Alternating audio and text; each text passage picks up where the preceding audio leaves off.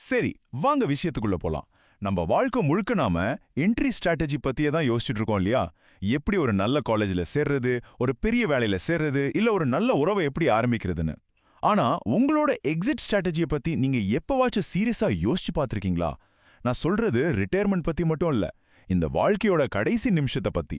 ஒரு நிமிஷம் கண்ணை மூடி இதை கற்பனை பண்ணி பாருங்க. நீங்க ஒரு ஹாஸ்பிட்டல் வெயிட்டிங் ரூம்ல இருக்கீங்க. ரொம்ப பதட்டமான ஒரு சூழல். அங்க நீங்க யாரு, உங்க டிகிரி என்ன, உங்க லிங்க்டின் ப்ரொஃபைல் எவ்வளோ பெருசுங்கிறதுக்கெல்லாம் எந்த அர்த்தமும் இல்ல.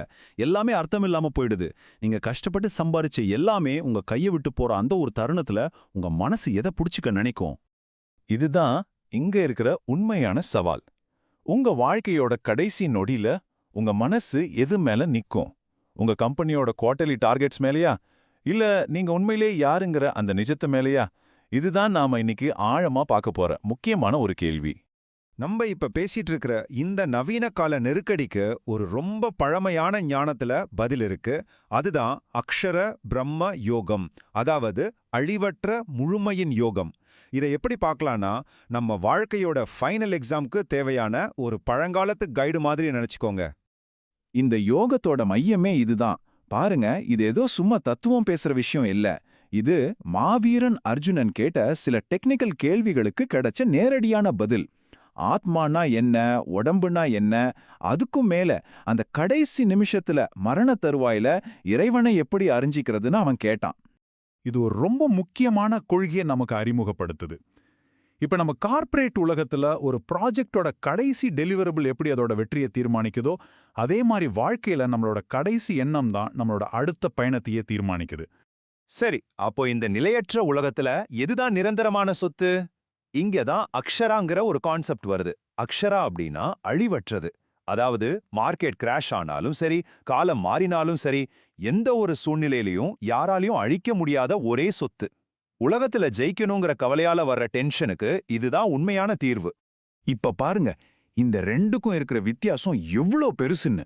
ஒரு பக்கம் நம்ம அன்றாட வாழ்க்கையோட கவலைகள், கேபிஐஸ், டெட்லைன்ஸ், மார்க்கெட் ஷேர், அடுத்த குவார்ட்டர்ல என்ன ஆகுமோங்கிற டென்ஷன். இன்னொரு பக்கம் இந்த யோகம் நமக்கு கத்துக் கொடுக்கிற அழிவே இல்லாத ஒரு நோக்கம், ஒரு உறுதியான மனசு, நம்ம உண்மையான அடையாளம், நிலையான அமைதி. இங்க நம்ம புரிஞ்சிக்க வேண்டிய முக்கியமான விஷயம் என்னன்னா, நம்ம கடைசி எண்ணங்கிறது ஏதோ லாட்டரி மாதிரி திடீர்னு வர்றது இல்ல. அது நம்ம வாழ்நாள் முழுக்க நாம செஞ்ச பழக்க வழக்கங்களோட ஒரு மொத்த ரிசல்ட். நாள் முழுக்க மார்க்கெட் ஷேர் பத்தியே யோசிச்சுட்டு இருந்தா கடைசி நேரத்திலையும் அதுதான் ஞாபகத்துக்கு வரும். ரொம்ப சிம்பிள்.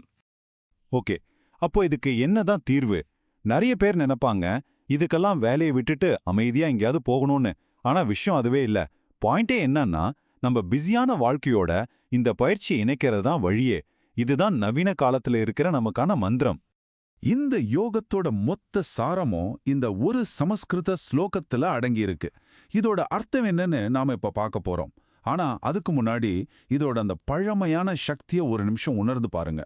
இதுதான் நம்ம செயலுக்கும் நம்ம ஆன்மீகத்துக்கும் நடுவுல இருக்கிற ஒரு பாலம். இதோட மையக் கருத்து ரொம்ப நேரடியானது, தெளிவானது. இது ஒரு இரட்டை அறிவுறுத்தல். இறைவனை நினை, அதே சமயம் உன் போரை நீ போடு. வேலையை விட்டுட்டு தியானம் பண்ணுன்னு சொல்லல, ரெண்டையும் ஒரே நேரத்துல செய்ய சொல்லுது. நினைச்சுக்கிட்டே உன் வேலையை செய். சரி, இதை எப்படி நம்ம அன்றாட வாழ்க்கையில செய்யறது? ஒரு 3 ஸ்டெப்ல சுலபமா பார்க்கலாம். 1, உங்க போரை நிறுத்தாதீங்க. சவால்களை சந்திங்க, உங்க இலக்குகளை அடைங்க. 2வது, உங்க மனசுக்குள்ள ஒரு ஜிபிஎஸ் செட் பண்ணிக்கோங்க. உங்க உள்கவனம் எப்பவும் அந்த அழிவில்லாத ஒண்ணு மேல இருக்கிற மாதிரி பார்த்துக்கோங்க. 3வது, உண்மையான யுத்தத்துல ஜெயிங்க. அதாவது வெளியில வெற்றி அடைஞ்சாலும் உள்ளுக்குள்ள இருக்கிற அமைதியை இழக்காம பார்த்துக்கோங்க. சரி, இந்த பயிற்சியை தொடர்ந்து செஞ்சா என்னாகும்? இது ஒரு விதமான ஆன்மீக தசை நினைவகத்தை, அதாவது ஸ்பிரிச்சுவல் மசில் மெமரியை உருவாக்குது. ஒரு விளையாட்டு வீரர் திரும்ப திரும்ப பிராக்டிஸ் பண்ணி எப்படி மசில் மெமரி உருவாக்குறாரோ அதே மாதிரி தான் இதுவும். ஆனா இது மனசுக்கான பயிற்சி. இதனால அமைதியா இருக்கிறது உங்க இயல்பான ஒரு ஆட்டோமேட்டிக் மனநிலையா மாறிடும். இந்த அன்றாட பயிற்சிக்கும் அந்த கடைசி நிமிஷத்துக்கும் நேரடி தொடர்பு இருக்கு.